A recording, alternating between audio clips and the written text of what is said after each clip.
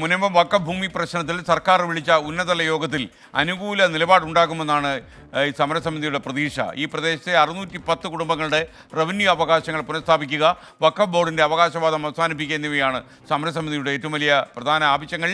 അതേസമയം മുനമ്പം കേസുമായി ബന്ധപ്പെട്ട കാര്യം വഖഫ് ട്രൈബ്യൂണൽ ഇന്ന് പരിഗണിക്കും. മുനമ്പത്ത് നിന്ന് നിതിൻ അംബുജനും വഖഫ് ട്രൈബ്യൂണലിൽ നിന്ന് മിഥില ബാലനും ചേരുകയാണ്. ആദ്യം നിതിൻ അംബുജനിലേക്ക്. Nithin, good morning. ഇതിന് യഥാർത്ഥത്തിൽ അവിടുത്തെ ആളുകൾ, പ്രത്യേകിച്ച് സമരത്തിൽ ഏർപ്പെട്ടിരിക്കുന്ന ആളുകളുടെ പ്രതീക്ഷ എന്താണ്?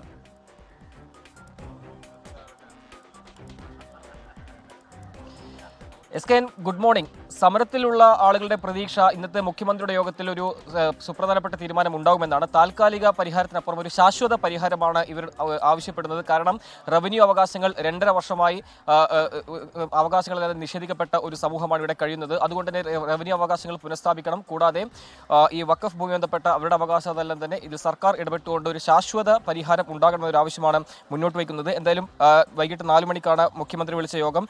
നേരത്തെ തന്നെ സമരസമിതി മുഖ്യമന്ത്രിയെ നേരിട്ട് കണ്ട് ആശങ്ക അറിയിച്ചിരുന്നു. അതുകൊണ്ട് തന്നെ ഇവരുടെ ആശങ്കയെല്ലാം കേട്ട് സർക്കാരിന്റെ ഭാഗത്തും ഒരു തീരുമാനം ഉണ്ടാകും എന്ന പ്രതീക്ഷയിൽ തന്നെയാണ് സമരസമിതി ഉള്ളത്. ഇപ്പോൾ സമരക്കാരോട് ബന്ധപ്പെട്ട കാര്യങ്ങൾ ചോദിക്കാം. ഇന്നിപ്പോൾ മുഖ്യമന്ത്രിയുടെ യോഗത്തിൽ ഏത് നിലയിലുള്ള ഒരു പ്രതീക്ഷയാണ് ഉള്ളത്? ഞങ്ങളോട് കഴിഞ്ഞ ദിവസം ഇവിടുന്ന് ഞങ്ങളുടെ പിതാവും വികാരി അച്ഛനും സമരസമിതി നേതാക്കളെയും മുഖ്യമന്ത്രി വിളിച്ചിരുന്നു. എറണാകുളത്തോട്ട് വിളിച്ചിട്ട് അവിടെ വെച്ച് മുഖ്യമന്ത്രി അവർക്ക് കൊടുത്തിരിക്കുന്ന ഒരു ഉറപ്പെന്ന് പറഞ്ഞിട്ടുണ്ടെങ്കിൽ നിങ്ങളുടെ ഈ ഭൂമിയുടെ എല്ലാ അവകാശങ്ങളും നിങ്ങൾക്ക് തിരിച്ച് കിട്ടും എന്നുള്ളത് ഇത് തന്നെയാണ് പറഞ്ഞേക്കണം. അത് ഈ ഇലക്ഷൻ കഴിയാൻ വേണ്ടിയിട്ട് കാത്തിരിക്കുന്നത്. 22-ാം തീയതി ഈ ഒരു യോഗം വെച്ചിട്ട് അന്ന് നിങ്ങൾക്ക് അനുകൂലമായിട്ടുള്ളൊരു തീരുമാനം ഉണ്ടാകുമെന്ന് തന്നെയാണ് ഞങ്ങളുടെ പിതാവിനോടും ഞങ്ങളുടെ വികാരി അച്ഛനോടും എല്ലാ അവകാശങ്ങളും ഞങ്ങൾക്ക് പുനഃസ്ഥാപിച്ച് തരുമെന്ന് തന്നെയാണ് മുഖ്യമന്ത്രി അന്ന് അവിടെ വെച്ച് പറഞ്ഞിരിക്കുന്നത്. ആ വിശ്വാസത്തിൽ തന്നെ ഇരിക്കണത്. അല്ലാണ്ട് ഞങ്ങളോട് നിങ്ങൾ കുടിയൊഴിപ്പിക്കില്ല എന്നുള്ള വെറുതെ ഒരു പാഴ്വാക്കല്ല ഞങ്ങൾ പ്രതീക്ഷിക്കുന്നത്. ഞങ്ങൾക്ക് മുൻപുണ്ടായിരുന്ന മാതിരി പൂർണ്ണമായിട്ട് ഞങ്ങളുടെ റവന്യൂ അവകാശം പുനഃസ്ഥാപിച്ച് തന്നെ തരണമെന്നുള്ളതാണ് ഞങ്ങൾ പറയാനുള്ളത്. ഇപ്പോൾ ഡിജിറ്റൽ സർവേ ഏതോ സർവേ ഒക്കെ നടത്താൻ പോകുന്നുണ്ട്. ഈ സർവേ എല്ലാം നടത്തുന്നത് കണ്ണിൽ പൊടിയിടാനോ അല്ലെങ്കിൽ വഖഫിനെ സംരക്ഷിക്കാനാണോ എന്നുള്ള ഒരു സംശയവും കൂടി ഇപ്പോൾ ഞങ്ങൾക്ക് വന്നുകൊണ്ടിരിക്കുകയാണ്.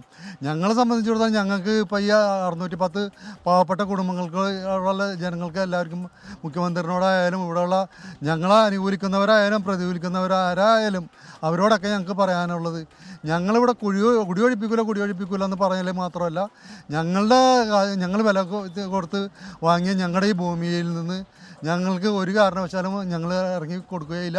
ഞങ്ങൾക്ക് പൂർണ്ണമായിട്ട് ഞങ്ങളുടെ എല്ലാ റവന്യൂ അവകാശങ്ങളും മുൻപുണ്ടായിരുന്നത് പോലെ ഞങ്ങൾക്ക് തിരിച്ചു കിട്ടുകയും വേണം. അതിനുള്ള ശ്രമം മുഖ്യമന്ത്രി നടത്തി തരുമെന്നുള്ള ഒരു പൂർണ്ണമായിട്ടുള്ള മുഖ്യമന്ത്രിയുള്ള വിശ്വാസത്തിലാണ് ഞങ്ങളിപ്പോൾ ഇവിടെ ഇരിക്കുന്നത്. ആ ഒരു വിശ്വാസത്തിൽ തന്നെയാണ് ഉള്ളത്. അതുകൊണ്ട് തന്നെ സമരത്തിന്റെ ഭാവി എന്താണെന്ന് ഇന്ന് വൈകിട്ടോട് തന്നെ വ്യക്തമാകും.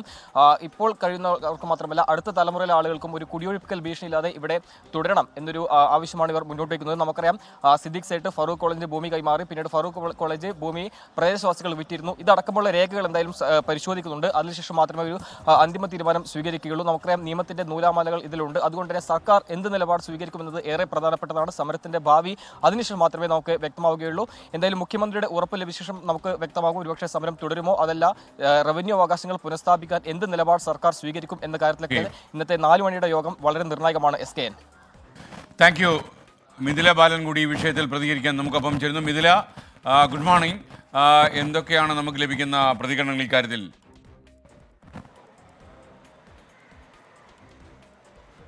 Good morning SKN. അല്പസമയത്തിനകം ഈ വഖഫ് ട്രൈബ്യൂണൽ ഈ കേസ് പരിഗണിക്കും. ഫറൂഖ് കോളേജ് മാനേജ്മെൻറ്റ് കമ്മിറ്റി നൽകിയ ഫറൂഖ് കോളേജ് മാനേജ്മെൻറ്റ് അസോസിയേഷൻ നൽകിയ അപ്പീലാണ് ഈ ട്രൈബ്യൂണൽ പരിഗണിക്കുക. 2 കാര്യങ്ങളാണ് അവർ ഈ അപ്പീലിൽ പറഞ്ഞിട്ടുള്ളത്. ഒന്ന്, ഈ ഒരു ഭൂമി വഖഫായി പ്രഖ്യാപിച്ചത്, മറ്റൊന്ന് വഖഫായി രജിസ്റ്റർ ചെയ്തത്.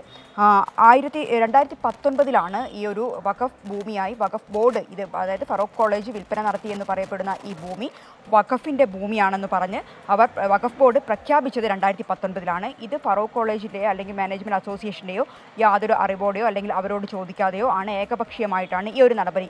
മറ്റൊന്നുണ്ടായത്, ഈ ഭൂമി രജിസ്റ്റർ ചെയ്തതുമായി ബന്ധപ്പെട്ട വിഷയമാണ്. 2022 ഈ ഒരു ഭൂമി ഇത്തരത്തിൽ രജിസ്റ്റർ ചെയ്തത്. അതും ഇത്തരത്തിൽ ഏകപക്ഷീയമായ ഒരു സമീപനം തന്നെയാണ് ഉണ്ടായത്. ഈ 2 കാര്യങ്ങൾ ചോദ്യം ചെയ്താണ് ഫറൂഖ് കോളേജ് അപ്പീൽ കൊടുത്തിട്ടുള്ളത്. ആ അപ്പീലാണ് ഇന്ന് പരിഗണിക്കുക. Okay, thank you Mithila Balan.